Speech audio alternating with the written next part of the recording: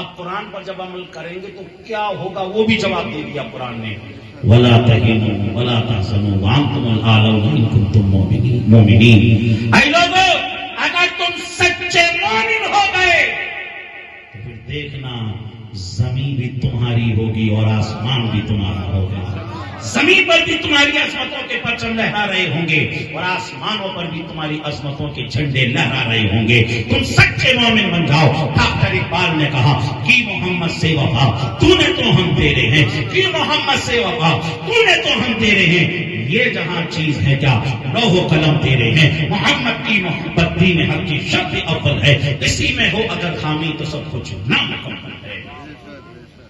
ساتھ میں یہ بھی بتا دیا اگر قرآن پر عمل نہیں کرو گے تو نہ سنبھلو گے تو مٹ جاؤ گے ہندی مسلمانوں، نہ سنبھلو گے تو مٹ جاؤ گے ہندی مسلمانوں، تمہاری داستان تک بھی نہ ہوگی داستان۔